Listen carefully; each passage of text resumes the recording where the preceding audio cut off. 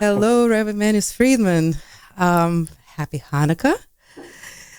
So wonderful to have you on our radio every time, but especially during Hanukkah because it's such a special, such a miraculous time. It's so positive. So, who better to speak with about such positivity and light than with a rabbi who brings it to us every single day in one way, shape, or form? Rabbi Friedman, Hanukkah has so many meanings, so many messages, rather, and it has a message of bravery, of triumph, of purity, of innocence, of miracles, of light. Um, if we were to say what is the most important message of Hanukkah, what would it be? What is the deepest essence of Hanukkah?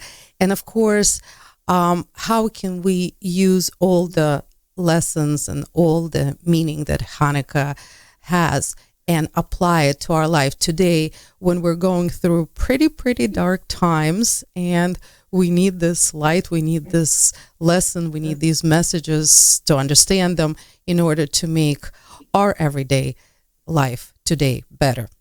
So Very hard to pick one out of the whole group. But it could be that the most relevant for us today is the persevering or the preserving of innocence. We desperately need to be innocent. It's just a human condition. It has nothing to do with religion. It has to do with human dignity. We need to feel innocent. The story of Hanukkah is that the Hellenists came into a very innocent setting. Jews were minding their own business, being Jewish, which is natural. That's what Jews are. So they were busy being Jewish. And the Hellenists came in and said, you got to introduce a little secular stuff. You have to compromise your innocence. And they succeeded to a great degree, to where there were many Jews who were confused and actually joined the movement, the philosophy. But, as is always the case, there was one little group of people who refused to give up their innocence, their purity, and they fought against terrible odds, and they won. And when they lit the menorah, they did it with oil that was not compromised. Because that was the whole thing. The whole thing was, I will not lose my innocence. For our times today, it's beyond losing innocence. We don't even know what innocent means anymore. We don't know who the good guys are and who the bad guys are because we don't know right from wrong. Every argument that seems to be sensitive or thoughtful becomes the newest of the Ten Commandments. And things that are absolutely essential and absolutely necessary become ridiculed. We've got everything so backwards. So we're talking about light overcoming the darkness. But what happens when people consider the darkness the light? And they think of the light as the darkness. Now what are you going to do? So we've really gotten down to the most fundamental confusion of the most fundamental concepts of life. So where in the Torah are we going to find this very fundamental clarity to clean up this mess? Because when we don't know light from dark, I mean, it's one thing not to know holy from unholy. Okay, not everybody is equipped to appreciate and understand holiness. Can you live that way? Yeah, you can live that way.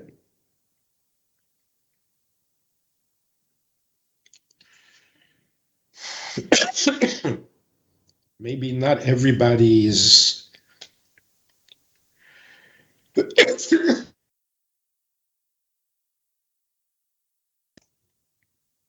not everybody is a genius when it comes to religion, theology. Not everyone has a healthy opinion about God. Okay, but you can live that way.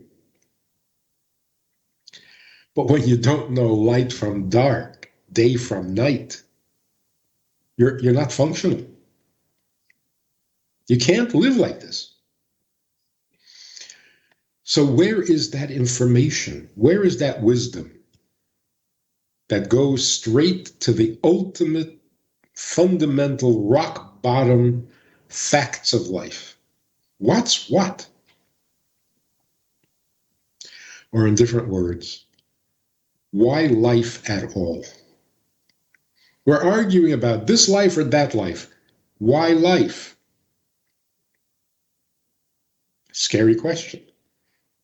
But if we don't answer it, we're not getting to first base. What's life? Who needs it? Let's start with the fundamentals. It's not that scary once you know that there are answers. It's only scary because you think there'll never be answers, which is itself a problem. You have a question for which there is no answer. No wonder we're confused and anxious. We're so anxious. So really, the question is,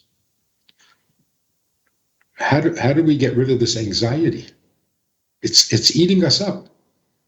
And pills is not a solution. Even meditation is not a solution. It calms your anxiety. It doesn't get to the cause. You're just taking a vacation from it. What's causing the anxiety? Why is everybody anxious?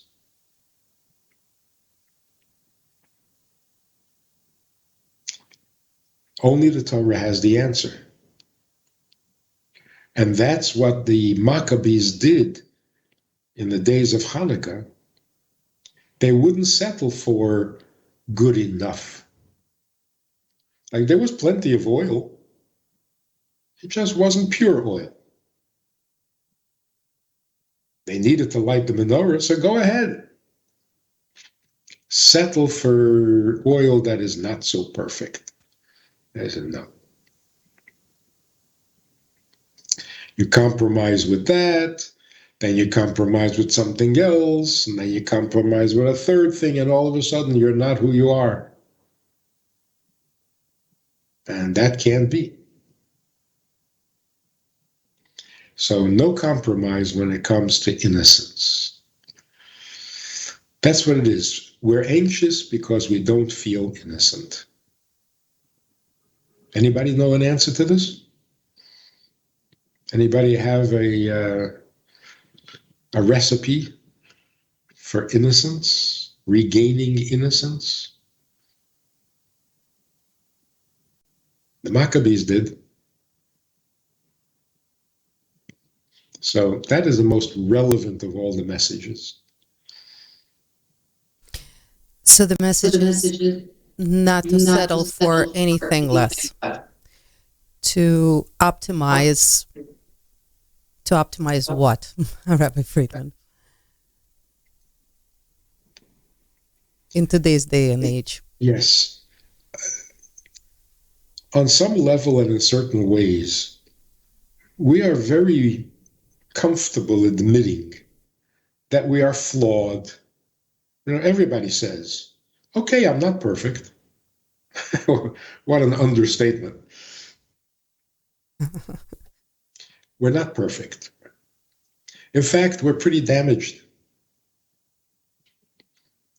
Not only because of our own life experiences, but from the past.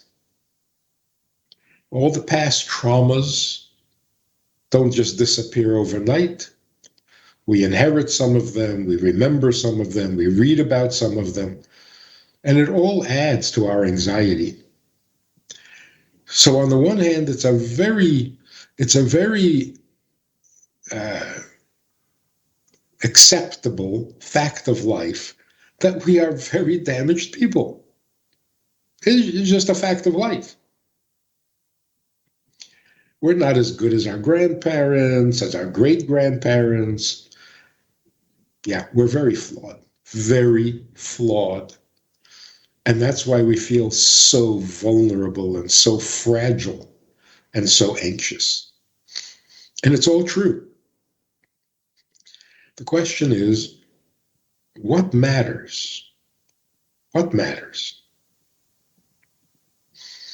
That's a simple example. If I was created to be a carpenter, and I happen to be a good carpenter, but I'm really bad at philosophy, I'm really bad at medicine, I'm really bad at history, I'm really bad at sports, and I'm not good looking either. So I'm a very damaged, flawed human being, and it's eating me up. Why? If I was created to be a carpenter, and I'm a carpenter, what am I apologizing for? That I'm not something that I'm not? If I know what I was created to be, then all those other concerns would fall away. It's in simple language. When a person says, very common, a person says, I don't know if I have what it takes. I don't have what it takes. What it takes for what? Yeah, you can point to many things that you don't have, many talents that you're lacking. So you don't have what? I don't have what it takes. What it takes to do what? To be a perfect human being? Who says you have to be a perfect human being? Who set that as a goal? When a person says, do I have what it takes?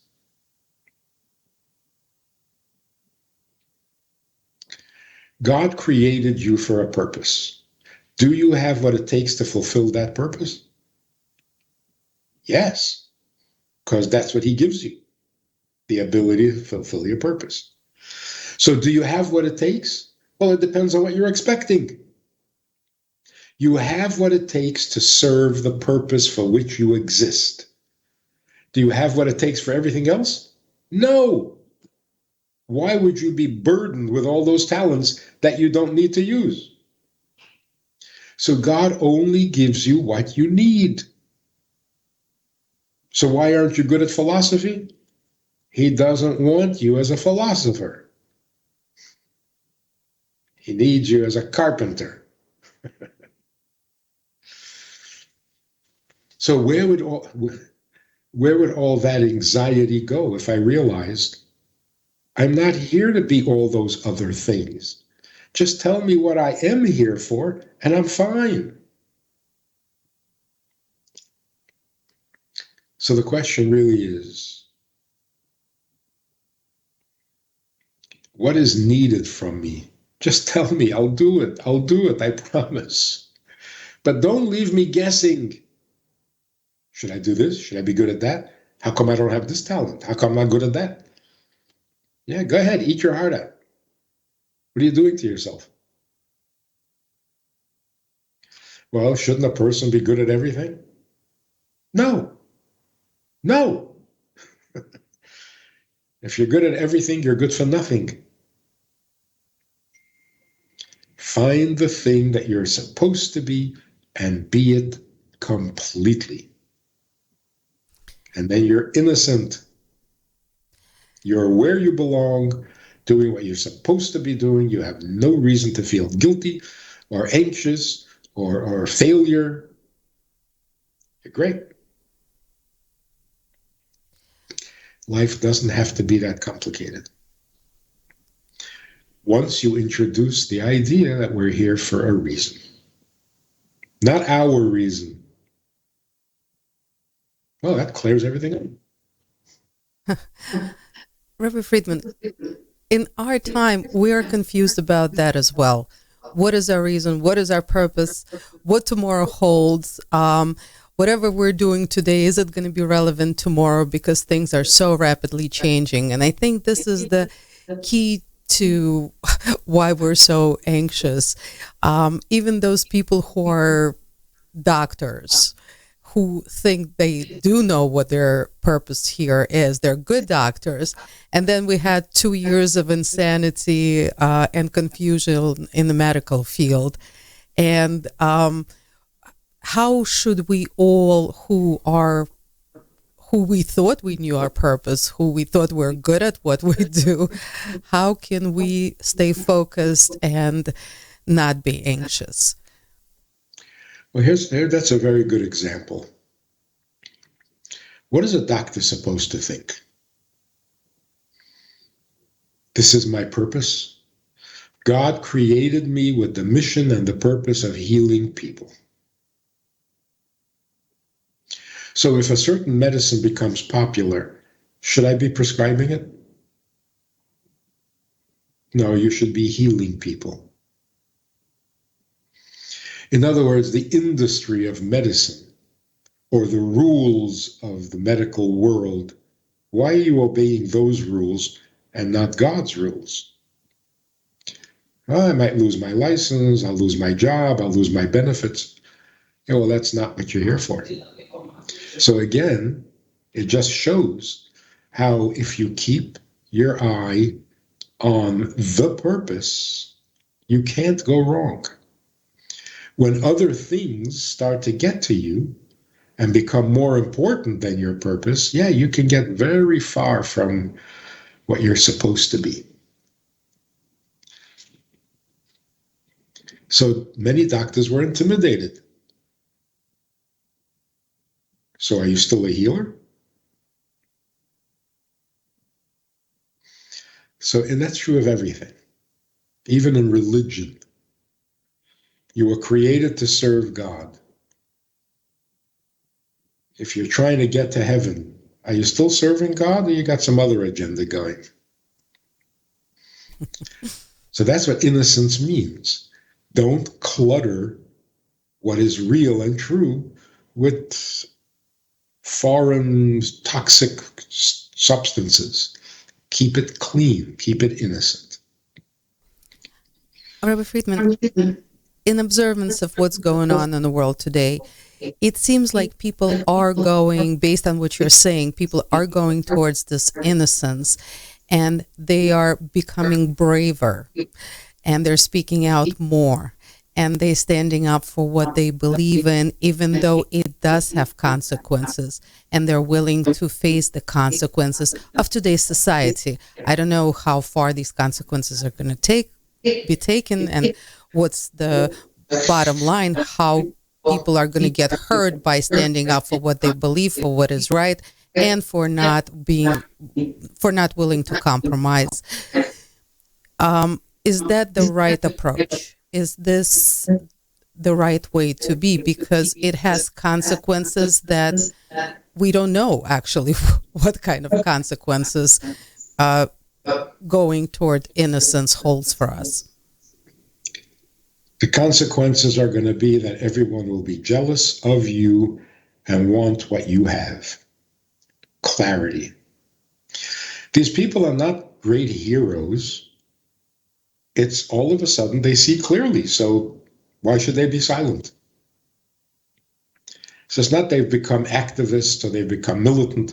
They just became aware. And when you're aware, you talk about it.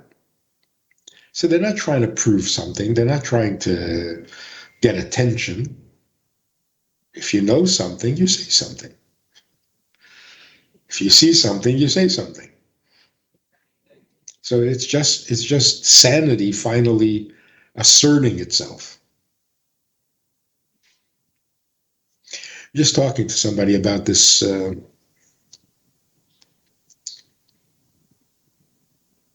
we lose sight of the purpose of the essence. A man does something, a husband does something, and he really hurts his wife. And he apologizes profusely. Here's what he says. I don't know what happened to me. I don't know. I've got a real problem with my temper, with my self-control, my impulse control. I have a huge Yetzer Hara. I have to do something about this. And the wife is standing there thinking, does this have anything to do with me? You hurt me, and you're upset about your Yetzer Hara? You hurt me, and you're upset that you don't have impulse control? I'm the victim here, not you. So here's a guy who really feels bad. He's terribly ashamed of himself. He wants to become a better person. He's missing the boat completely. It's such an insult. I hurt you, but I'm concerned about me.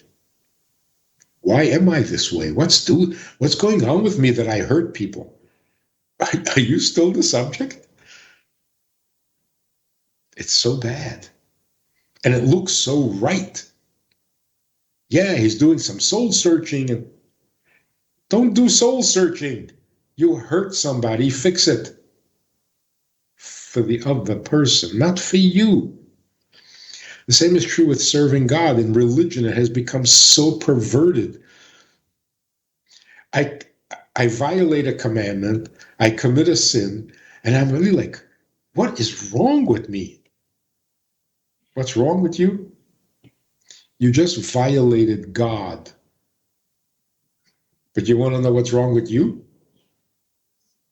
When will you finally get to the point? Thing is that if you were focused on the point, you would have never done the sin. If you were focused on your wife, you would not have hurt her. And it doesn't matter whether you have self-control. That's such a red herring. Oh, I must have a problem with impulse control because I hurt my wife. No, you have a problem with your wife. You don't respect her. You're not there for her. Because if you were there for her, you wouldn't need impulse control. That makes sense? We're not focusing on the essence of the issue. I'm so embarrassed. I'm so ashamed of myself. Oh, poor you. You're not the hurt party here.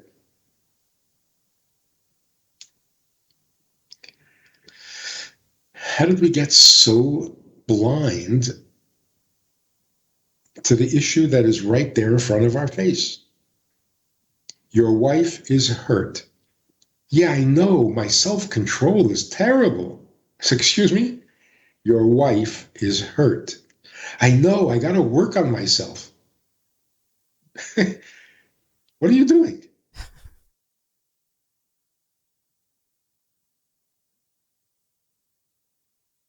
You can't focus?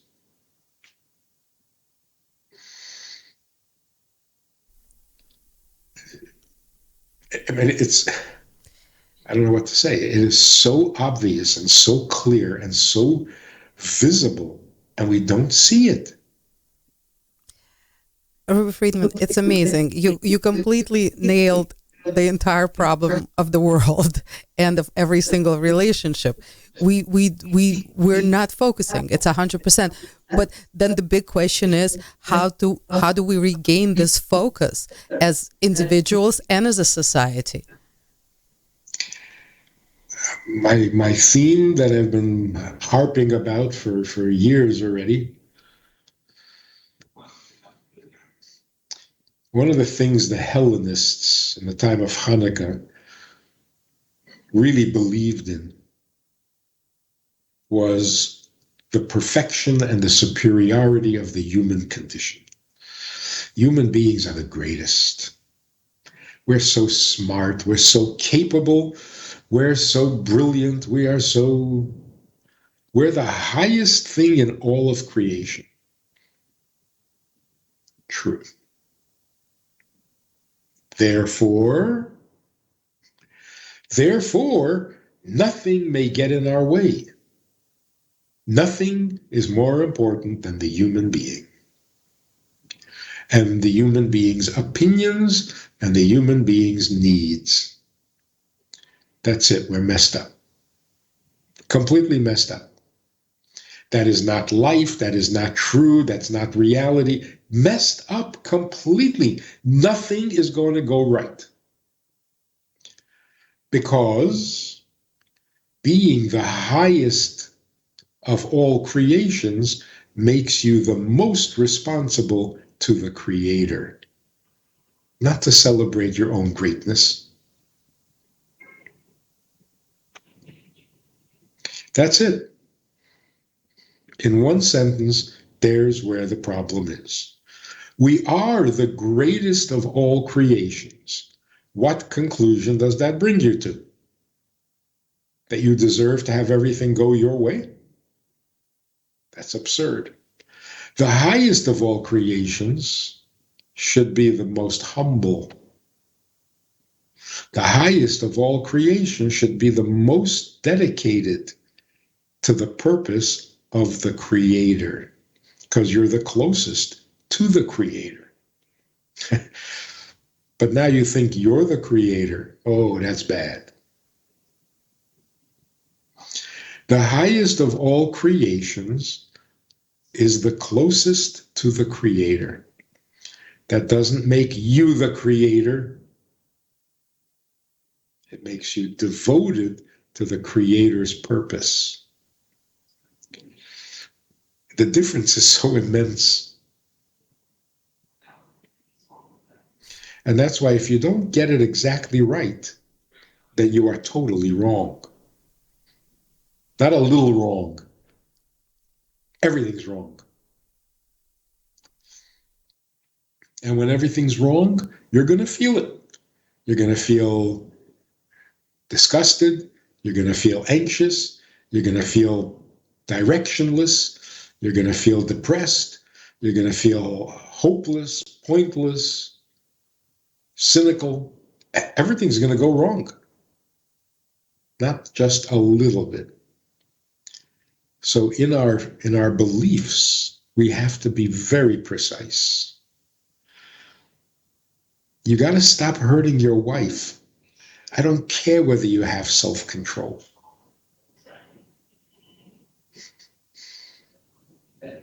Because if you don't stop hurting your wife, then nothing else matters. Whatever you do, it's going to be wrong.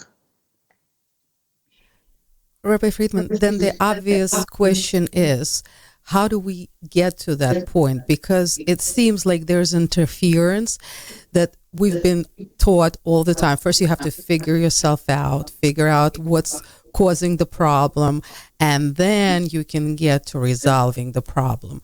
So how do we get past that point and get straight to the solution?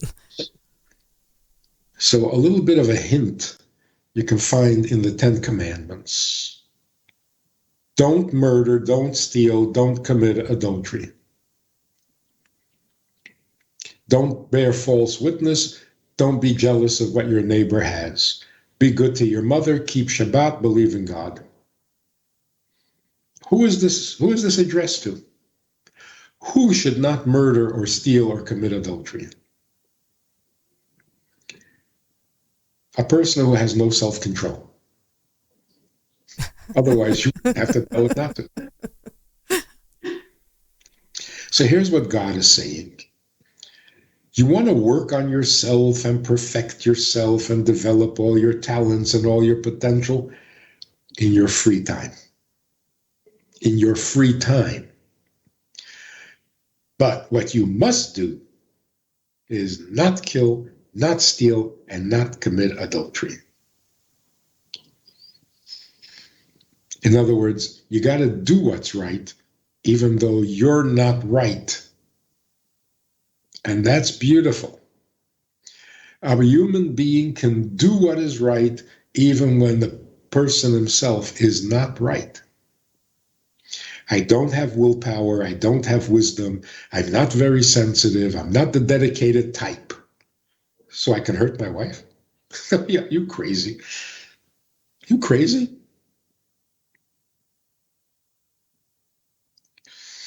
I got to go for therapy. I got to work very hard on myself. Maybe it'll take 2, 3, 4 years, and I will learn to control my temper, and then my wife will stop getting hurt. Really? No, your wife stops getting hurt now.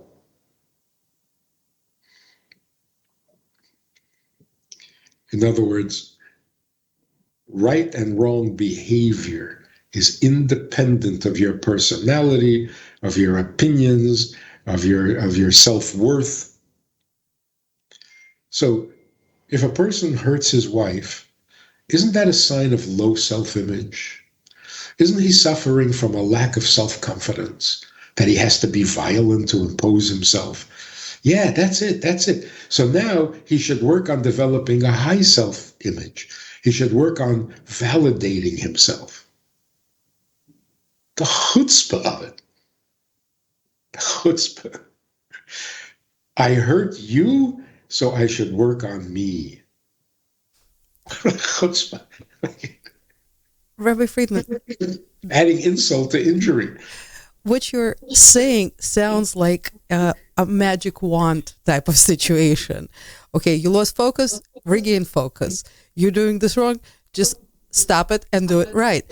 But 99%, and I would say probably 99.9% of everybody out there will say, how? I can't. There is no way.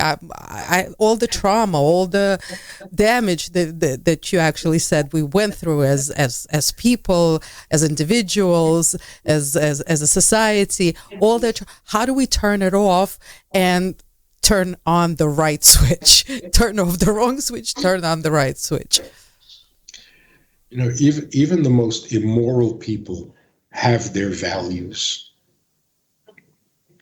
No normal, functional human being is without values. You know, even prostitutes have their dignity. $10? What do you think I am? Oh, I think you're a prostitute. The question is, how much do you charge? No, that's beneath my dignity. Oh, you have dignity? Yes. Yes. So obviously, what we really believe in, we have no problem controlling. And that's what keeps us minimally sane. So I think we talked about this once before. A guy tells me that he lost his temper with his wife and he hit her. He says, I lost control. I lost control and I hit my wife. I'm shocked. I said, did you hit her with a bat? With a brick? He says, don't be crazy. Oh, so even when you were angry, even when you lost control, hitting her with a bat, that's crazy. No, I didn't do that. You lost control? You were totally in control. You were in control, and in your mind, hitting somebody with a bat, that's insane. Never do that. So you didn't lose control. You hit her with your hand because you gave yourself permission. But even at your angriest, you would never hit her with a brick. You're not crazy. So did you lose control or did you not?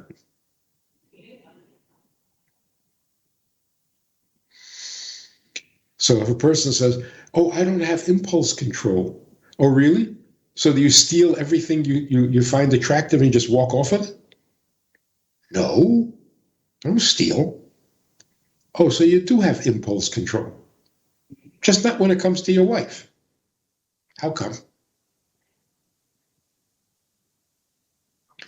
Well, she got me angry. Yeah, and the diamond ring got you jealous. So why didn't you just take it? Because you have no impulse control. That which we truly believe, that which we truly value, we don't need impulse control. Our belief and our convictions, our moral standards, don't need any help. You don't need self-control. You don't need a high self-image. You don't need to validate yourself in order to do what you believe is right or wrong. So if you hit your wife, it's because you're not thinking about her at all. And the proof is, after you hit her, all you can talk about is yourself. Rabbi Friedman, that is a very radical example, and thank you for it, because we do need a little bit of shock value in our life. But what about little things that could hurt a wife, like forgetting an anniversary or lack of attention? And that wouldn't happen because a husband lost control. That would happen because a husband is emotionally detached, which also can hurt a woman. And how do we justify those things? And those things can stem from the fact that the husband has some kind of trauma of, and he can't be emotionally connected to his wife properly. That would also hurt. But that is not radical, and it's something people can live with, but it still can be hurtful. How do we perfect ourselves in those kind of case scenarios? Is that less important? Is it something we can just, maybe because life is so crazy, leave alone nowadays, not deal with, and concentrate on the more vital issues? Well, that would be maybe good advice for the wife. If your husband keeps forgetting your birthday, so let it go. It's not that important. But if the man says, oh, I forgot your birthday again, I'm having problems with my memory. No, you're not. You remember everything you feel is important to remember. Why is this not important to you? So again, the focus should be on what's important to her. But you don't care what's important to her. That's why you don't remember what's important to her.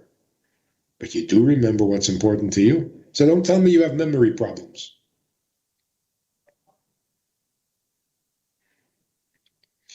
It's the same idea. It's the same thing. We're way too focused on ourselves, and we give ourselves license. We actually think it's the right thing to do.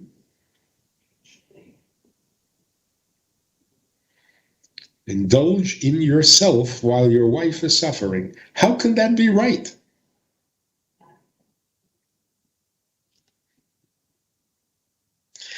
In other words, right and wrong are much more powerful than personality qualities, traits, or weaknesses. If you know something is wrong, you don't have a problem. It's when you don't think it's so important, you don't think it's so right, you don't think it's so wrong, then you're going to have a problem. So then you're going to go and fix yourself while the problem continues. Not nice.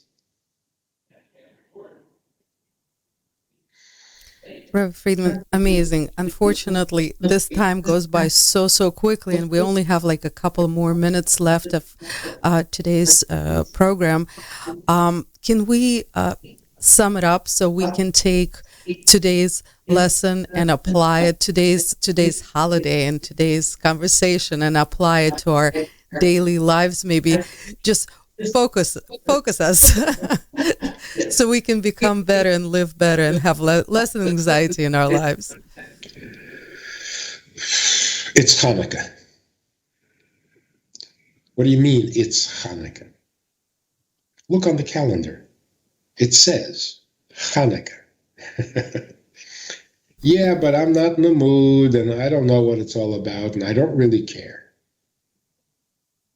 It's Hanukkah. How do we relate to this? Or Yom Kippur, or Simchas Torah, or your wife's birthday. Why is it important for me? I don't know. It makes no difference to me what the calendar says. It's the same kind of day it was the day before. So what do you mean it's Hanukkah? Not for me. In other words, do I relate to Hanukkah subjectively or objectively? It's Sunday. You don't go to work. Everybody. Does Sunday mean anything to you? Not personally. But you're not going to work. No. Because Sunday we don't go to work. Does it have to be subjective? Does Sunday have to be your favorite day of the week? No. Sunday, you don't go to work. It's an objective reality. It's there. It's a fact. Same thing with Hanukkah. A miracle happened 2,000 years ago to a bunch of people. I don't remember their names. What's it to me? Who says it has to be about you? There's a reality in the world. The days of Hanukkah are different than the days before and after. Shabbat is a different kind of day than the day before or the day after. Not because you think so, not because you feel it, but because it is. Can you be considerate enough, generous enough to react to what is, even though it's not your idea? You didn't create Hanukkah, so that's why you can't relate to it. It's your wife's birthday. Let her remember. Why should I remember? Is that what it comes down to? If it's not your birthday, then it's none of your business. That's so narcissistic. And I think that that's a very good definition of narcissism. Narcissism means I cannot recognize an objective truth. I can only deal with things that are subjectively meaningful to me. So I'm so in love with my own image that I can't tear myself away. I got to stand in front of that mirror and just keep looking.